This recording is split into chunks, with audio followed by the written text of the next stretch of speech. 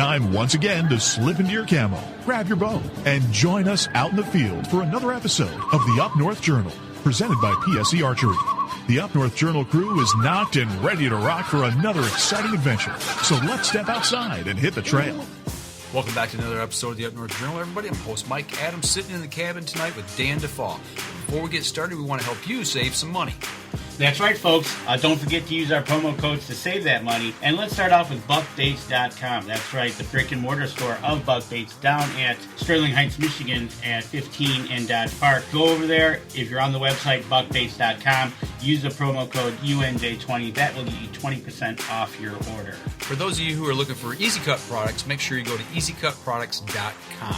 And when you're there, use the UNJ promo code UNJ15 off to save 15% off your order. And let's not forget Lincoln Roan over at packermax.com. It's never too early, never too late to think about the Packer Max. Go on over to packermax.com, use the promo code UNJ25. That'll get you $25 off your order over at Packer Max Outdoors. For those of you looking for some new firearms and firearm products, make sure you go over to the islandarmory.com. While you're there shopping, use the promo code UNJ10 to save 10% off your order there. If you shot that bird of a lifetime and you want it mounted, don't forget Troublesome Creek Taxidermy. We've had them live on the show. We've talked to them. You want to get 10% off your order, go to Facebook, go to troublesome.creek.7, find their website. If you go to our website, UNJ, make sure to click on the button to download the form. You get 10% off over there using the code UNJ10. Looking for that game call, whether it be a squirrel, whether it be goose, duck, deer, make sure you go to JPO Game Calls. Look for them at jpogamecalls.com, and while you're there shopping, use the UNJ10 promo code to save 10% off your order. And Miller Deer Tracking, the man that seems to never sleep during deer season. Get 20% off your next deer tracking using the promo code UNJ20. Look for Miller Deer Tracking on Facebook or give him a call over at 810-240-4891. Looking for the hottest new plastics to take on the water, whether it be hard water or soft water? Make sure you go over to southernindianabaitco.com. While there, use the UNJ promo code UNJ10 to save 10% off your order. Deer Camp Coffee, folks. We drink it every night on the show. You want to try it? You can go to the brick and mortar store at 15 and Dodge Park at Deer Camp itself, or go to deercampcoffee.com. Also use our promo code UNJ10. You get 10% off your order. And don't forget, get a bag of the UNJ medium roast blend there as well. All right, Danny, where's our live view camera to look from tonight?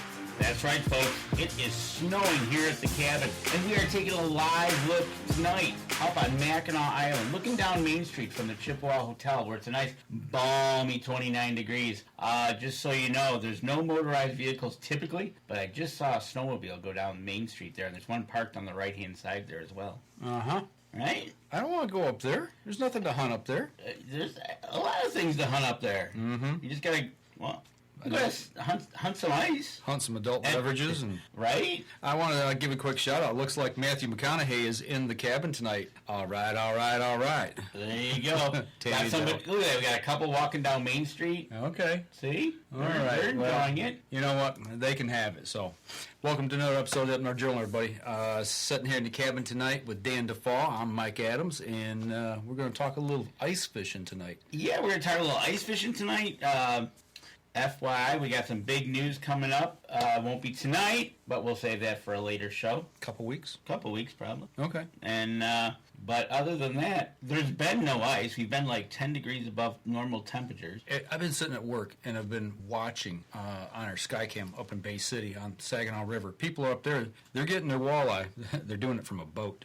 Somebody posted a picture. I said, when you got to do ice fishing on soft water, and they have their ice fishing rods in their boat. Okay. Like, okay. Yep. But, you know, last month, or actually it was earlier this month. We're almost out of this month. Man, where did January go, right?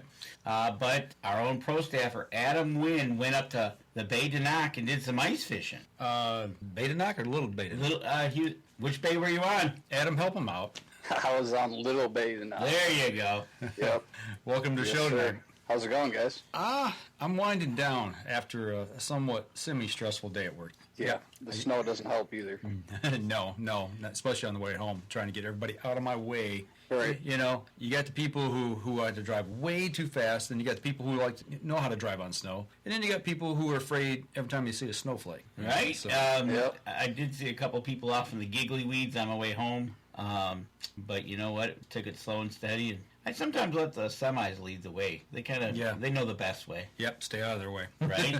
So, So- how you like the coffee tonight? I love the coffee. What are we drinking? We got a little bit of Deer Camp Coffee's hazelnut. It's good stuff. It is Not good gonna lie. stuff. That is good. So, Mr. Fisherman on ice, did you have a good time? Yeah, it's great. We had a Awesome. blast. You had a blast. Weather was good, so that's always a plus. You were up the week, you were up the week Mark and I went to ATA.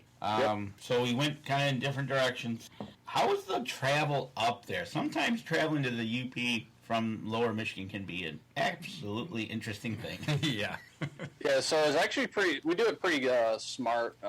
My buddy actually lives up in Onaway, so Tuesday night we drove up from Howell up to Onaway, then spent the night, and then Wednesday morning around 7 a.m. we shot across the bridge and got into Escanaba around 10:30, 11 o'clock. So Across the bridge, man. I got a pic here, Yep. man. It looks like you guys picked it just right. You're going across some blue skies. yeah, it was good weather for sure, both there and back. So Okay, and from what I can tell, it looks like there's open water there. You guys didn't have water or frozen water until you got way up where you were going, right? yep, we didn't see any ice. I mean, there's a little bit of shore ice, along Lake Michigan there, but the most ice was definitely in Gladstone, Escanaba. So Okay. All right. Yep. So, how long were you guys up there? we're there from Wednesday to Sunday. So Wednesday to Sunday. three full days of fishing. So Okay. So, how many of you all went? 4 of us. Okay. So Is this pretty much like an annual thing for you guys? yep, we started doing it a couple years ago, so it's going to be a yearly thing for sure. Okay. We got nice little cabins there on the water, so it makes it nice and convenient. So Something you guys just rent or one of your buddies got? yep, we just rent them from them. So If you don't mind me asking, what does something like that cost per night for a cabin? that place is an absolute steal. It was $50 a person a night. So Oh, wow. it cost me $200, $800 total for everybody. For So four? it's an absolute steal. So Yeah. I want to What's ask it- exactly where it's at. What's the name of the place? it's called Lindbergh's Cove. Lindbergh Cove. Is that right on US Yep. 2? I think so. Yep, it's after you come down towards Gladstone into Kipling there. I wasn't Okay. going to give away his secret, but now you did, so you got him to admit where he was at. If we drive them more business, I'm sure they're happy. Yeah. So No, those cabins were full. Yep, we had neighbors on both sides of us. So everybody up there fishing, I assume. yep, the guys next to us were from Wisconsin. The other people were from downstate. So Okay. Nice. Yep. People coming over from Wisconsin taking our fish. Yeah. What's up with yeah, that? you honestly see a lot more Wisconsin people up there than lower Michigan people. So You have no idea. You should see you should see it in May when it's the opener on the inland lakes. It is Yeah. literally, if there was a ratio, it's usually 3-1 that it's Wisconsin Right. plates as opposed to Michigan plate. So Yeah. they just we treat it like our area here treats like Houghton and up there, so it makes sense. An hour Right. drive, they got great fish. So, but yeah, I you mean, they make- got Green Bay though. I mean, that's a pretty good body of water there too. It's a big body of water, though. Some of those people don't. Yep. Some people tend not to go on bigger bodies of water. And Yep. You can, this guy right here, and you can basically, lake hop if one lake to another. It's really easy, and some Yeah. lakes are hidden. So, but you're on the bay up there, and you guys got up there and you got all set. Did you go out right away, or did you have to? What time did you get up there? We got into Escanaba around 10:30 or 11. Went into the mire there, got a bunch of food for the weekend. Went back to the house, kind of chilled out from the drive, and then we went on the ice around 2 o'clock. Fished till about 6:37. So That's not a bad way to start the day. Nope. Get your food, get settled in, get out there, spend an evening on the ice. Right. So- And so your main target was going to be walleye, because that's what the bay is famous for, right? yep, walleye and big pike. Yep, definitely going for the walleye, but a nice big pike will be a bonus too. So So you're on the big water. I mean, we've talked hedge on the show, and we've talked about it before, but talk a little bit about how your gear getting out there, how you guys set up, and all that. I'll run through a couple pictures here you sent us. So we got the sleds in the trailer here. Yeah, we had 3 sleds and 3 shanties. So two people were on that 2-up sled, and then me and my other buddy just had our own sleds. Okay. But yeah, we all had our own shanties, nice big shanties, insulated too. Like I said before, insulation on a shanty is really good, especially when it gets windy out. As soon as that wind starts hitting a non-insulated canvas, you can feel it coming through. So, But yeah, everything essential, extra batteries for everything. So just preparation for big water is a lot more extensive than your smaller inland lakes. So yeah. Do your snowmobiles have studs in the tire just purposes for the ice? Yep, they do have studded tracks. Yep. Right, you don't want to go zinging around, right? A lot of people just like studded tracks, just riding trails in general too. You get a lot more traction. For sure, that's one of the things. If you're a big trail rider, you need that added traction on the studs, and you get into it, and before you know it, it really works out well. And we got a picture of up right now of the gear ready to go. Yep, that was right outside the cabin, and right off to the left, is 50 yards is the water. So yeah, it looks like I can see a dock out there that's lit up. Yep, that's their open water dock right there. Yep. Okay, so they're right on the water. You just take off from the yard, and away you go. Exactly. Yep. That's kind of cool. They got a light there too. When it gets a little darker, there's a lighted something on the shore when you get close, right? Kind of find your way home. It gets dark out there. So. Yeah, it does get dark, right? GPS as always. The first day we got up there, Wednesday, we only had half day. It was completely foggy. You couldn't see 200 yards. So coming back in at night, if you didn't have a GPS, you'd be in trouble. Was it windy every day? Friday and Saturday were pretty windy. Okay, so that was probably when the weather started to change. Yeah, Friday I had to put my wind poles up in my shanty, so it was getting pretty windy out there. Nothing like we had last year. Last year we had 40 to 50 mile an hour winds out there. We fished all day through that. So we're looking now at the inside of your shanty. Okay. Kind of at your setup. You took the picture. It looks like from up top. You can see the ice holes there. Kind of run through what you got going on here. We can see the quilted inside, and you mentioned that's key to staying warm out there on open water. Yeah, so that'll let you not run your heater all day. I was turning off my heater because I was starting to sweat. So basically, I got my heater on the left there, on that bucket there. That's my fish finder. Okay. Sometimes I'll drill 3 holes, depending on how I'm fishing. If I'm moving a lot or whatnot. So the middle hole, I'd put my fish finder deucer down. Mm-hmm. But here, I'm just running on my right side there. And then the left hole is for my dead stick rod, which you can kind of see on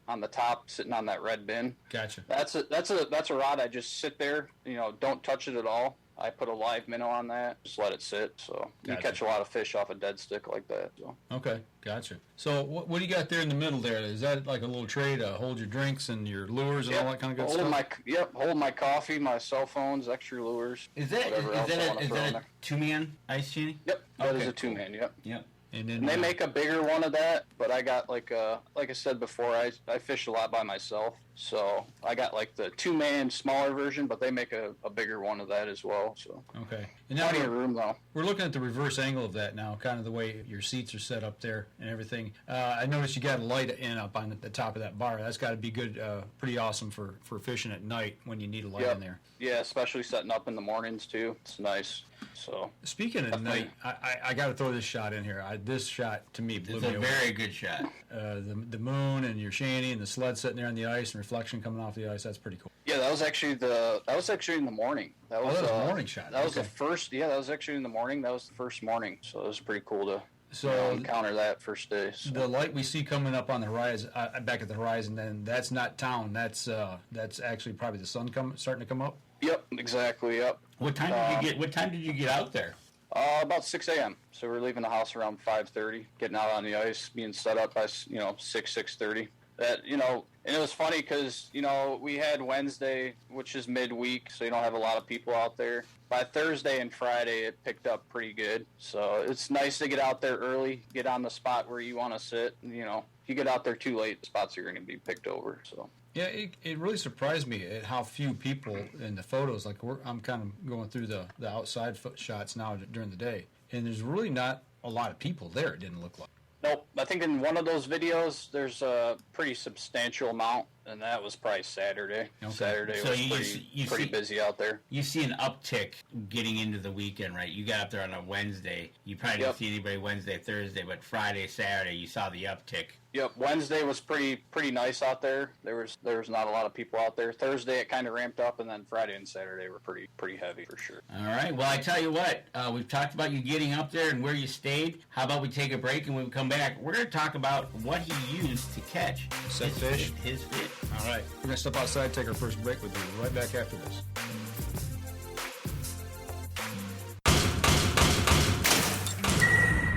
PSE Archery has reinvented the way you buy bows. From now on, you can make the most educated decision possible by basing your bow choice specifically on your shooting needs and goals. All you need to do is ask yourself, what kind of shooter am I? What do I want to achieve? PSE will help find the right category for you. So, what kind of shooter are you? Find out at psearchery.com.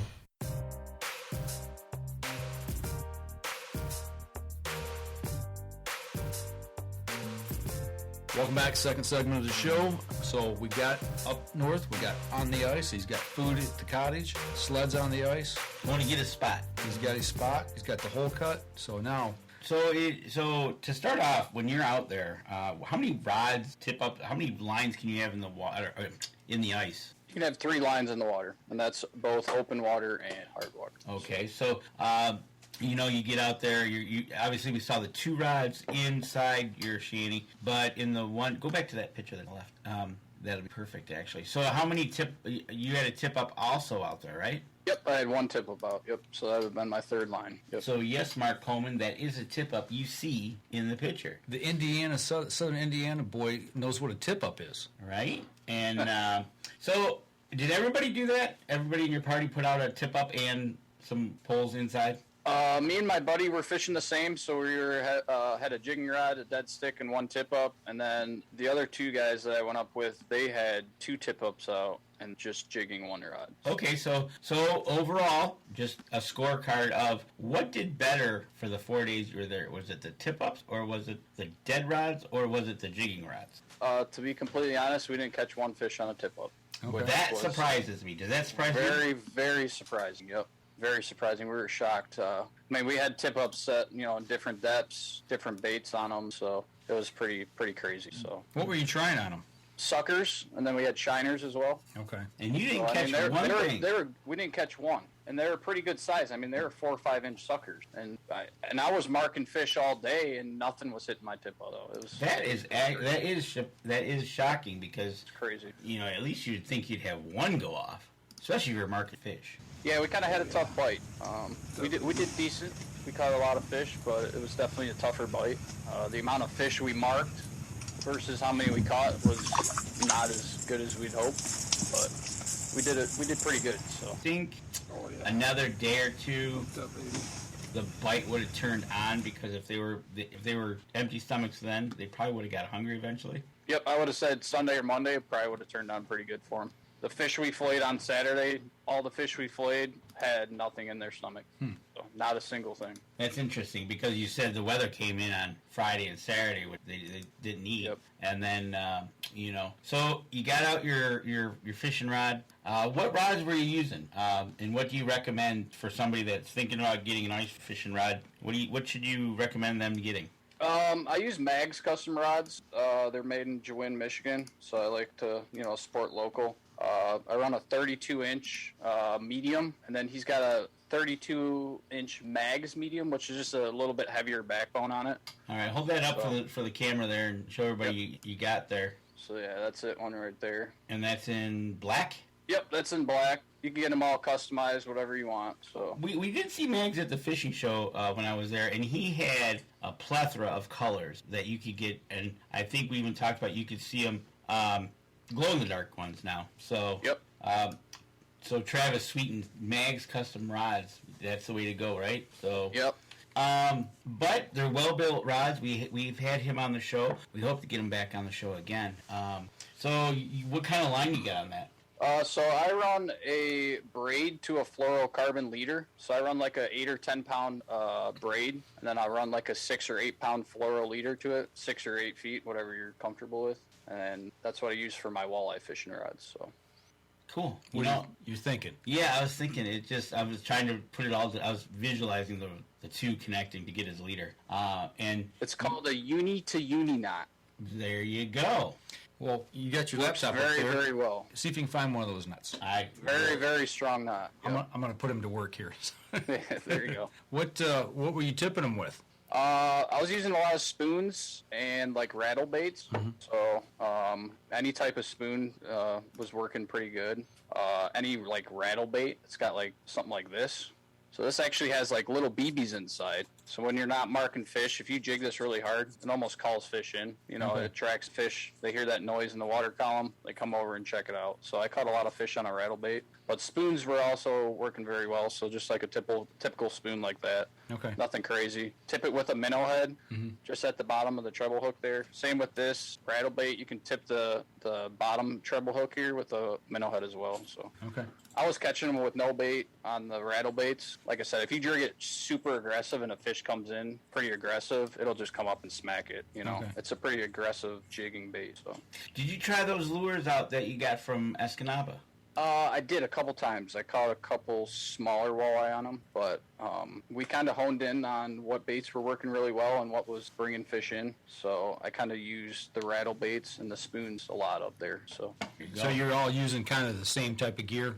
You got on a color and whether it be a rattle bait or a spoon, you got on something. You and your buddies did well with that. Well, at first, we all want to use something different. So we all had something different on, right? First day we were up there, I caught 2 fish, and then I sent them a picture, and I was like, hey, put this on. And sure enough, they started catching fish on them. So okay. When you it could be as simple as it could be as simple as a bait, or it could be as simple as a color as well. So when you're talking, starting to catch them, how deep of water were you starting to catch fish in? We were fishing 20 plus, so anywhere from 22 feet all the way up to 29, 28 feet. Okay. So they're all holding it down a lot deeper than what was the water depth there overall? I think it gets down to like 50 or 60 up in the upper bay there. When you go farther down towards Lake Michigan, it gets deeper, obviously. But in the upper bay there, it's about 50 or 60 feet in the part. All right. If you want to see how to tie a uni to uni knot, I have the picture up. You get the picture? Okay. I do. You did your homework. Okay. I did my homework, and it's actually kind of a pretty simple knot. There you go. Very simple, yep. It's actually 2 knots, and then you pull them together, and you pull on the opposite ends. Oh, coffee's a little strong. Getting choked up already? I'm getting choked up over the uni to uni knot. And the individual knots draw close together, and you trim them off, and there you go. Strong as can be. Never broke off. It's pretty slick. Never broke off at the knot. Yet. There you go. That's what you want to say. There you go. Yeah, not yet. Get it? Not yet. Oh boy, but that's something you would say. It is. It's absolutely something I would say. And he groans at it. Okay. Wasn't mine. Yeah, that's okay. why. But you're out there. You're in that depth of water. Obviously, you got your fishing equipment. You got your minnows. You were wearing a floating suit, correct? Yes, I was. Yep. And obviously that adds to your warmth in your shed. So that's got to work out really good, right? Yeah, once I get everything set up, like my shanty flipped over and everything, I'll take my jacket off, and I'll just wear a hoodie and my pants in there. I always have ice spikes out there, so that's always a must for me, regardless if it's 10 inches or 12 inches, it don't matter. Okay, so we got the video you reeling the fish in here. You got bibs on here. Is that part of the floating suit? That is the float suit, correct, yep. Gotcha. Those always stay on, yep. Okay. So the light you got running on the ceiling there on the bar, how long will that thing run? I ran it all day. I got a 12 amp lithium ion battery, so I could run. It's got like a 20-some hour run time on it, so I could run that for 2 days if I wanted to. Yeah, so that's another thing. Like, a couple of those days, if we weren't marking fish or didn't, if we weren't on active fish, a lot of us were splitting off, going, maybe a mile from each other, just trying to find a good school of active fish that are feeding. But yeah, we were pretty close most of the time, but that's because we were on fish. So you guys kind of did your own little networking. You guys will split up, try to find the fish, and when you found them, you called everybody in, right? Kind of like what Scott was doing when we were up with him out on the bay, right? When we were looking for fish, he was calling all his friends. Checking out, seeing what everybody's doing, sharing information, yep. Right? Yeah, absolutely. I mean, we're all up there to have a good time and catch fish, so definitely communication's going on for sure. And that's a good system to have. I'm kind of impressed by what Scott does there up on the bay, and you guys kind of do the same thing with your own little group. Split up, find the fish, and then let's go find them, right? Right. So, Mark Coleman asks, are the girls allowed to fish with you all? Yeah, my buddy and his girlfriend, we went up there last year and fished. Nice. It was a good time. Yep, good time. So yes, they are allowed. So the tip-ups didn't do anything. Nothing, not a single fish. How about the dead head rods? Dead stick, I caught, I don't know, probably half dozen on a dead stick. Maybe one or two keepers on it. I was catching a lot of short fish. Caught a lot of nice keepers too. But the jigging rod was definitely producing overall. So the technique of the week was jigging. Yep, jigging aggressive, yep. And then as soon as they come in, just kind of slow your jig down. And then once they come up, just kind of almost stop your bait, almost jiggle a little bit under the water, and then they'll snap on it. Right, and Tammy is excited to know if the pink, of any type of pink, was catching fish. Pink. I don't think I used anything pink. Actually, you know what? I did. It was the Beaver's shiver minnow that I was using. Oh, that was a brand new one for you. It was a pinky one. Yep. Actually, yeah. Yep. And did it work? Yeah, I caught a couple shorts on it. Nothing, no keepers on it. Like I said, once we kind of honed in on a bait, that's what we were kind of used. So nice. And then obviously, did you wait at the end of every day to clean your fish, or did you to do that, or and then cook them up, or did you save them up, or how did you plan filleting the bad boys? A couple of days we filleted them up that night, and then Friday and Saturday we kind of combined fish. And then we had a fish fry, so it was good. All fish eaten up there, or do you bring some home? I brought home some walleye, ate all that up within a week. So didn't last long in the fridge, did it? No, that was gone. I tell you what, that the walleye we got when we were with Scott, I mean, first fish fry out of the gate, and it's like gone. Mm-hmm. Yep. Yeah, it's good stuff for sure. Did any of you limit out any of the days? Unfortunately, none of us did limit. The most I had on the ice was 2 one day.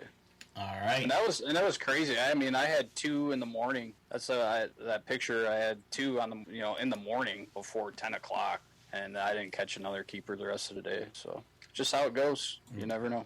If you're not out there, you're not trying. So right? So I tell you what, let's take a break. We'll come back and we'll continue on our up north ice fishing journey with Adam Winn. All right, we'll be right back after this. PSE Archery has always dominated the speed category. Now, the most revolutionary cam system ever to hit the market has perfected the shooting experience. Introducing PSE's Evolve Cam System, featuring extremely high let-off capabilities and the smoothest draw cycle in history. No other cam system has ever delivered this level of total comfort and total control. Experience PSE. Experience performance.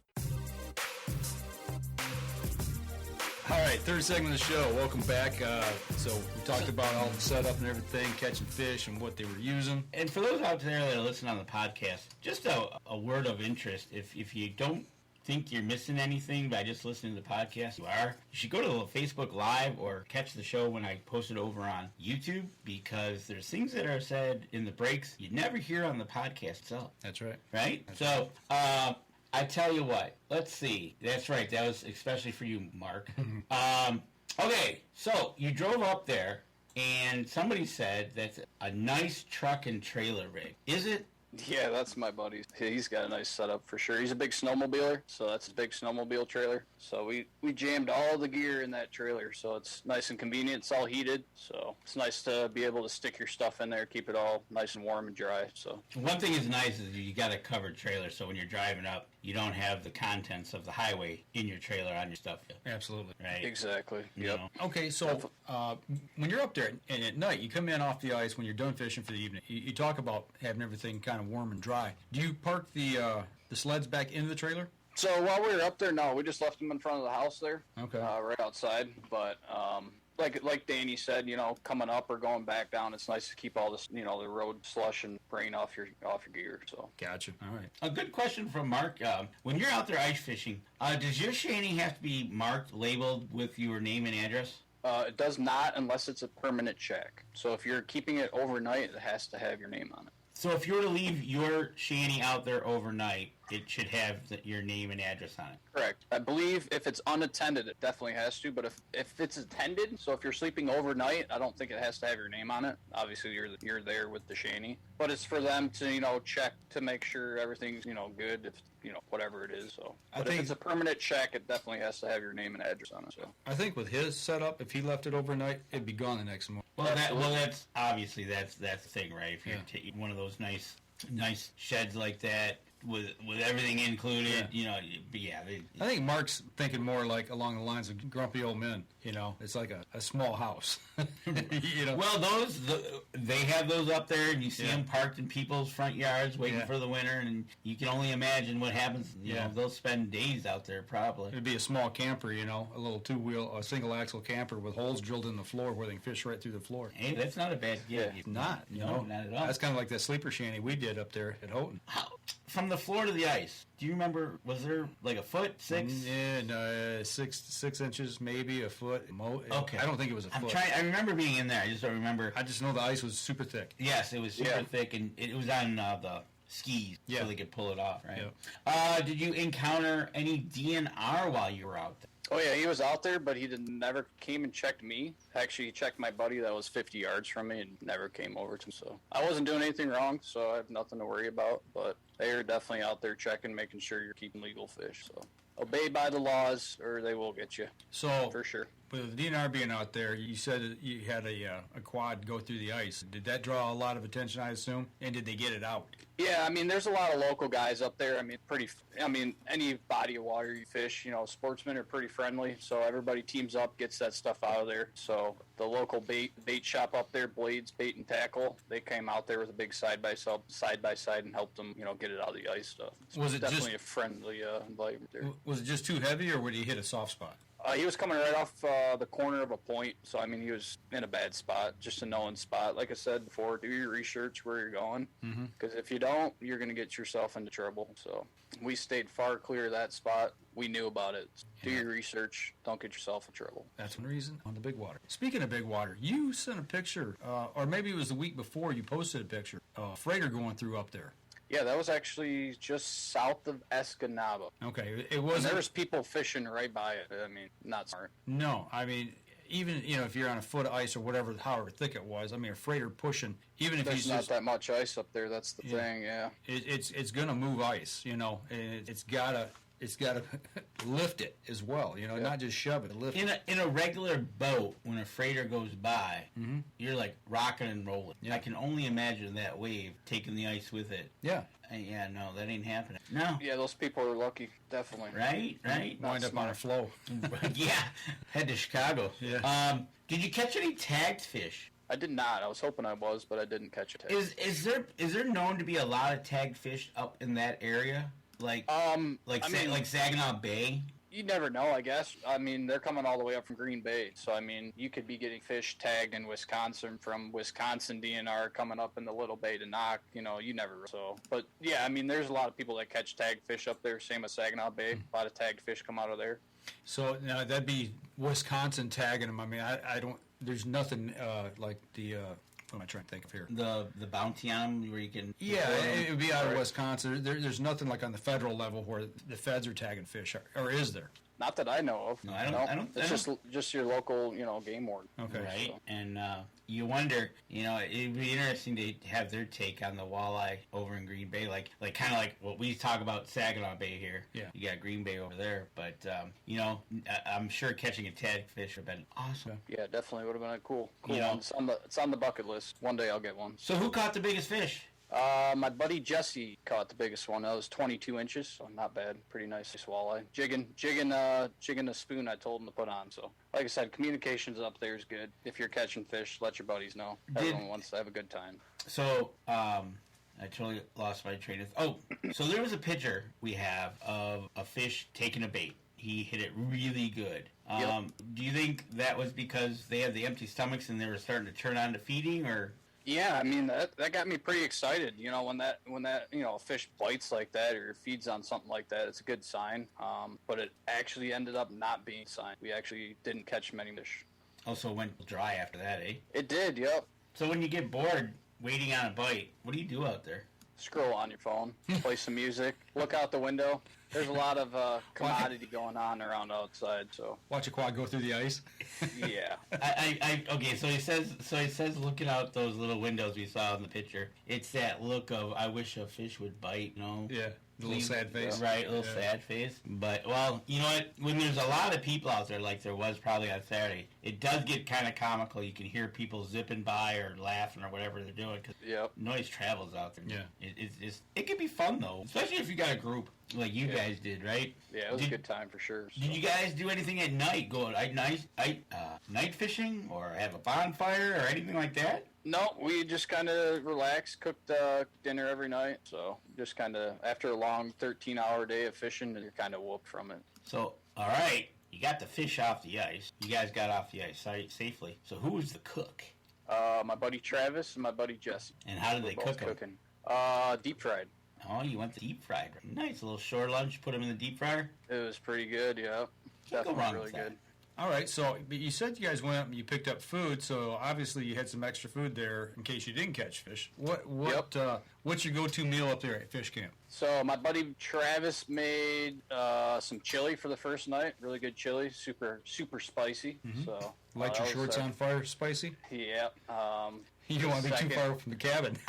That's exactly where my thought went. I'm like, you're having spicy chili the night before you go out on the ice. And you're a mile and a half offshore. I may or may not had to come in the next day. Yeah, at about 100 miles an hour on that sled. No, it wasn't too bad, but like I said, it's nice out there. You only got to go back a mile or two. Yeah. Saginaw Bay, you just got to go on the ice. You're 8-9 miles out there, so. With the Little Bay De Noc there, you got a little more, amenities, I guess. I can't imagine, pulling up, getting off a sled and looking over and going, what is that? What? That's a nice log? What is that? Right? Yeah. Oh, my, that could not, no. You see a yellow spot on the ice. You know what that is, but. Right? Wow. Obviously, maybe an extra sled or two, maybe I'll take a porta potty with you with a tent on that, right? We've sunk to an all-new low. No, that's what he's done on the ice. That's what happens when Tammy said that's why he's fishing alone. Yeah. But you know what? You gotta do what you gotta do. So you had chili, you cooked the fish. It sounds like it's a great 4 days in the UP. Yeah. And then something happened to the ice on Sunday, right? Yeah, actually, it actually happened Saturday when we were out there. The ice was very noisy on Saturday. Like I said, it was pretty windy out there. So the ice actually shoved up on each other. So it made a big ice shove. And that's the noise we were hearing. Sunday when we were coming back, the local bait shop ended up posting a picture of it. And that crack actually ended up opening up over 10 feet wide a couple days later after we were out there. What was the name of the bait store? The bait store is called Blades Bait and Tackle, and they do daily reports up there. So if you're ever looking to go fish, Little Bay De Noc, definitely look at their page. They have everyday updates on the ice conditions, the bite. So definitely friendly people over there. If you stop in there, they'll tell you, good safe paths to travel. What the fish are biting on, where they're catching. So definitely friendly over. Good source of information. Absolutely, yep. And they do local guides as well. So I think one of those videos I showed you, there's a big side-by-side pulling a big shanty out with another one behind it. Mm-hmm. That's the local guide. So, they bring 5, 10, 15 people out there and, set them up. Guides out there. Yep, set them up overnight. They got a current picture as of January 25th. That's today. Pull that up full. I'll throw it up. Gotta teach Danny how to repeat it. No, it's not gonna. Oh, hold it right there. There you go. We're at their website now. Anyone want to go check it out? But they got a picture up. Adding ice a little at a time. They've got their quad out there, which has got tracks on it, which is pretty cool. And then we're going. We're leaving January, but we still got another month. We still make some ice. Make some ice. And the weather's going to change here, especially up north, right? So. Yeah, they usually fish into March up there. They'll close the walleye season up there on the ice usually. So, but you never know. It's Michigan. Right. Yeah. Give it 5 minutes, it'll change. So I tell you what. Let's take a break. We'll come back. We'll finish up talking about your trip up north. All right. We're going to step outside, take our last break. We'll be right back after this.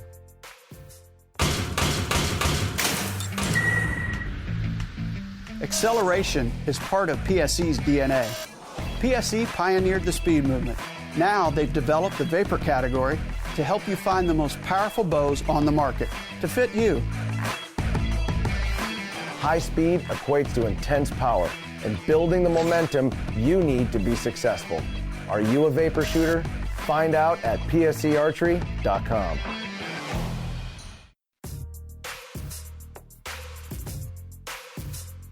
All right, welcome back. The last segment of the show.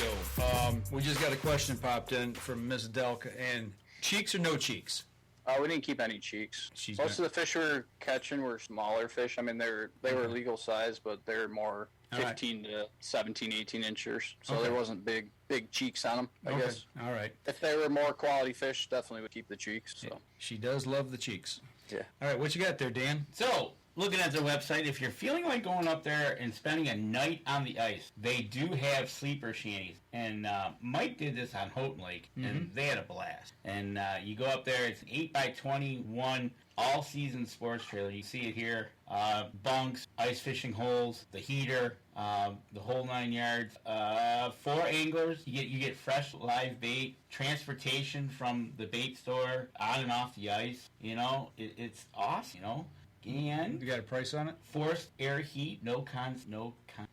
$500 rate overnight, right? Not per person. So you all a group. Yep. You all chip in, get a shanty for the night or couple nights, however you want to do it. How many does it sleep? 4. 4. Okay.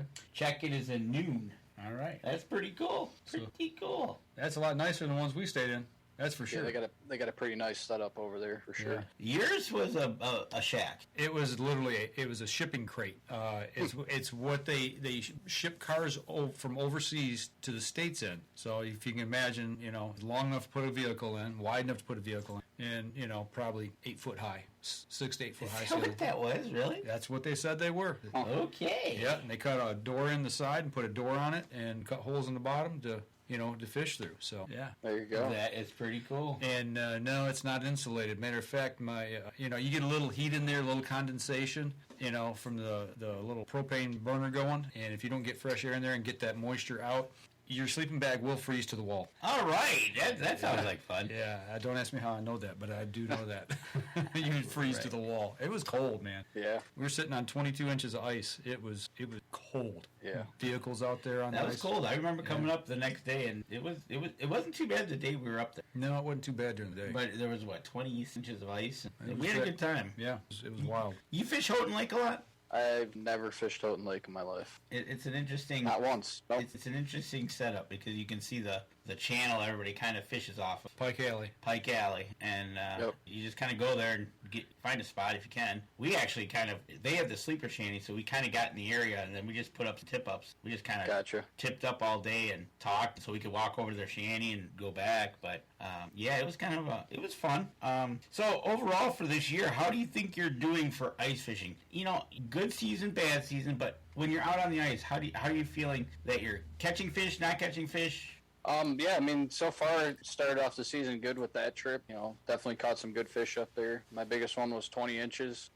So definitely started off the season good. Ice in the lower half of Michigan's pretty limited right now. So usually I'd be fishing right now, you know, on the ice. But hopefully by next weekend I'll be back out on the ice, getting to it again. So. Well, you know, you were able to get out just a little bit before it was Christmas, right? Yep, right after Christmas, yep. Yeah, so you caught a couple fish then, and all the ice went away in lower Michigan.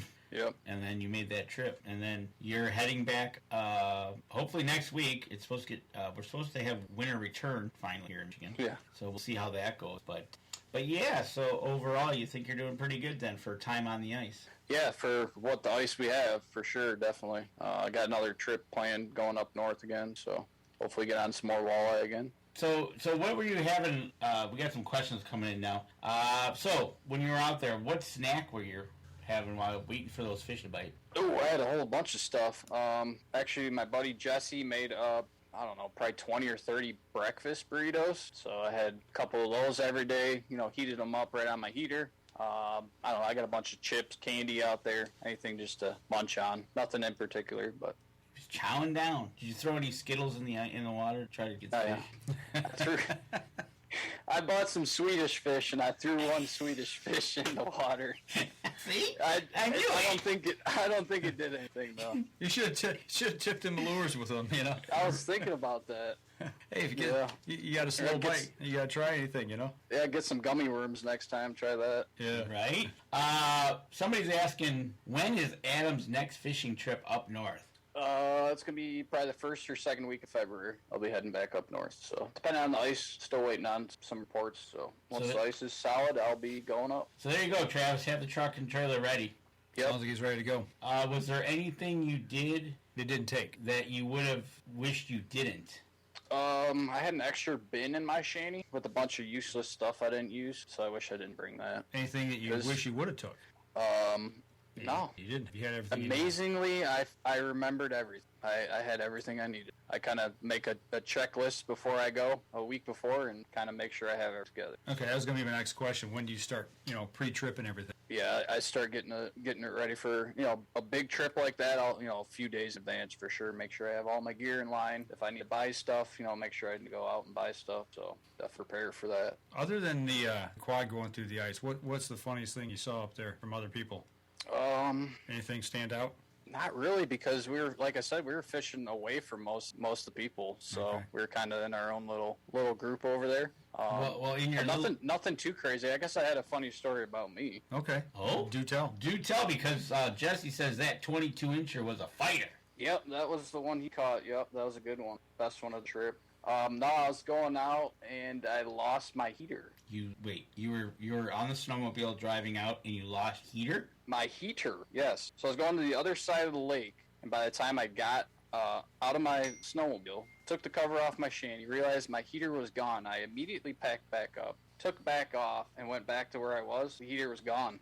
So I'm like, okay. So I reached out to the local bait shop, told him I lost my heater. Well, he comes back with a message. He said, oh no. He said, I just stood it up on the ice thinking someone would come back for it, which I did, but someone ended up stealing it, taking it. So I had to go and buy a new heater. Oh, man. So another reason, big water, it's rough out there. It's not smooth, clean ice. I mean, you're hitting ice chunks, so your gear's bouncing all over. So always checking back, looking, making sure your gear's still. Well, I thought you had a cover on that. I do, but I think it slipped out. I had it in the front of my Shanty. I had it in a bad spot, and I think it slipped from, like I said, your Shanty's sliding around on the bare ice, back and forth. So I think it just hit one ice chunk and just really jolted that heater, and it slipped out of my cover. So with that being said, you got the little buddy, right? Is that what I saw? Yep. That's my new one, the green one.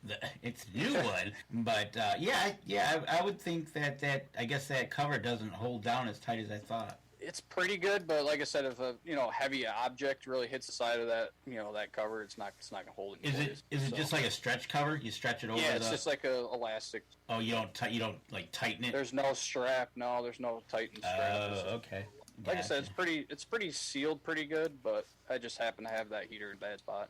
So they look like they're tied down pretty good. I know, right? So obviously, when you're traveling like that, make sure you're packed correctly. Secure. Yep. Make sure all your gear's secured and good. And I'm constantly looking back, so I'm almost checking on your. I don't know how those are set up, but it almost like if you got like a mini. Or you found like a cargo net for a pickup. Mm-hmm. You could. Oh, one of those stretch ones. Yeah, and stretch it over. That way nothing goes anywhere. Right. Yeah. So, yeah, and that was my first trip with that Shanty. I haven't had it on the ice, so getting my layout down, in there, figuring out exactly how I want everything laid out. So now I got it pretty patent down where everything.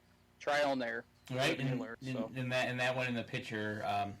He had the otter one, so you know what? Live and learn, right? And unfortunately, like Mark says, that was probably $100 you didn't want to spend, but you're not going to go out there without a heater, right? No, I definitely needed a new heater. So yeah, it was about $100. Definitely worth it. Which is kind of nice having a big town close by, because you know they're going to have them in there. Yeah, well, that'll help the bait shop. The bait shop does too. So. In Blades Bait and Tackle, I tell you what, they got some pictures of inside and looks pretty good. Yeah. They got everything you need. Right? So, if everybody's ever up in the area, want to stop at a Bait and Tackle, stop at Blades there. Looks like they got a little bit of everything. Yeah, they definitely do. They got shanties, augers, fish finders, every lure, terminal tackle, whether, you're fishing tip-ups or anything. So, but definitely informational, very, very informational. Good bait, too. Good deal. There you go. Bungees and carabiners are awesome. You can never have too many, Tammys. Right. Yeah, extra pins. Go with the pink bungees with the matching pink carabiners. You'll be good to go. That's right. I wonder if that's what she's got on her bike to hold stuff down. We'll see it when she's up in Saginaw when we're going out on the fish. She's riding her bike into the marina. Yeah. From the hotel that she's going to stay up there, so she's there on time, right? She's probably got a pinwheel on it. We got to get her a nice close one too. Right? So, but no, it sounds like you got a really good time. Obviously, you had some really good food, and hope we get back out there, and hope you keep up everybody that's listening. You go to Up North Journal Fishing, you can see more of Adam's adventures while he's out fishing, and help us out over on that page as well. Besides our Up North, share that one. If you got anything you want to talk about fishing, go over there, ask Adam a question. He'll be glad to answer them. Yep, absolutely. Anything that we didn't cover that you wanted to mention or not? Not really. I mean, just like I said before, if you're fishing big water, definitely, take the steps and prepare for it. You don't want to get caught out there in a bad situation. Have a GPS, know where, tell people where you're going, and be prepared. If you have to stay overnight, something happens, right. Just be prepared for sure. So. Yep. No, planning ahead is always good. Always good. Yep. So safety is number one. So. Yeah. That way you can fish another day or hunt another day or whatever. So, yep. So before we let you go though, I got to thinking. Okay, so you talked about the food and everything. So you said you guys just kind of kicked back and took it easy. You guys, any euchre games going on up there? I mean, I know that's big, especially here in Michigan and up north. You guys play any cards? So me and my other buddy don't know how to play euchre. And what? The other two tried teaching us, and it was a pretty long night. Let's just say some words were flying. How many adult beverages did you have before they tried to teach you? It's not that hard. I don't know. I've just never played it, so. I will bet you he got the Bowers all. Okay, so. Hey, not gonna lie, I was doing pretty good. I had the best hands all night, and I've never played, though. Beginner's luck. Right. Yeah, wait till you have a loaner in your hand and somebody calls the other suit and table gets flipped. Right? And I don't mean like flipping around, I mean flipped. Right? Yeah. Oh man, we got to put that on the contract. Must play euchre. Must know how to play euchre. Right? Yeah, maybe you guys can teach me how. Yeah, I mean, even Tammy's got the what going on. Exactly. You live in Michigan, and all it takes is Mark to say what, and we're gonna have to get Adam and teach him how to play. Yeah. So, all right. Well, that'll do it for us this week, I guess. So we'll wrap up the show. And euchre is not a game you learn in one night. Sure, it is. It's not that hard. I picked up some things from it. Okay, all right. Give me another two tries at it. I'll be good. All right. There you go. And Denise will vouch for that, why it doesn't take a night. It also depends on who you're playing with. Yep. That's a critical thing. Little horse, big horse. That's got to be in Indiana. It's got to be. But, so great job. And we'll hope to hear more from you soon with the cold weather coming in. Yep, right. I'll be hopefully on the ice next weekend, so that's the plan. Well, hopefully we'll look for you being up there, maybe doing some drops, as you said before we did the show tonight, that it was actually you didn't have a signal up there, so you couldn't do any live drops from you. Yeah, like I said, we were probably 2 miles out on the ice, so sitting in the middle of the UP in the middle of the lake, not very good. Oh, there you go. It happens. Well, looking ahead, next week. Oh, next week. We're going to follow up a fishing show with a fishing show. Lance Valentine is going to be on the show. Walleye 101. Walleye 101. Talk to him. Find out how he's doing. I talked to him a little bit at the show. He's doing fantastic. He's got some new jigs out. We'll talk about that. We'll see how he's doing up on the river, down in the bay. Gotcha. Yeah. So next week, Lance Valentine, we're going to do some talking fishing, whether it's hard water or what he's seeing coming for soft water. Okay. Any chance of us twisting your arm, having you join us next week? I'm down. Okay. Sounds good to me. Keep up the talk on the walleye. Yep. And then 2 weeks, I do believe, is the college kids. Okay. All right. So we're going to talk more fishing. So we're going to have a couple weeks of fishing. Anybody out there, don't forget here in Michigan, you've got till February 1st to get your turkey permits in. And get that done. That's it? Yeah, only thing that I know that's coming up big around here is going to be the RV camper show next. Got the RV show, then we got Outdoor Rama. Shows are starting to pop now. So. There's a couple shows popping. I got March is the West Side sport fishing show. Okay. So, if you want, go check out the RVs over there. Mike probably going to be RVing here all summer long, and we'll stay tuned for more from that. All right, well, that'll do it for us this week, folks. As we always say, if you're watching us or listening to us, do us a favor, give us a like, follow, share on our social media, and share the show for us as well, please. If you're listening on iTunes, make sure you give us a review over there. That helps people who support us. And that'll do it for us this week, and we will be back again next Wednesday night. If everything goes according to plan, we should be sitting here with Lance Valentine. Absolutely. So that'll do it for us this week, folks. Y'all take care. This episode was brought to you by PSC Archery, Deer Camp Coffee, Buck Baits, JPO Game Calls, The Island Armory, Hacker Max, Sunrise Archery, and C3 Better the Hunt Technology. Thanks for listening, and join us again here next week. Until then, remember, as we always like to say, if you're out on the water or in the woods, shoot straight and be safe. Until next week on the Up North Journal.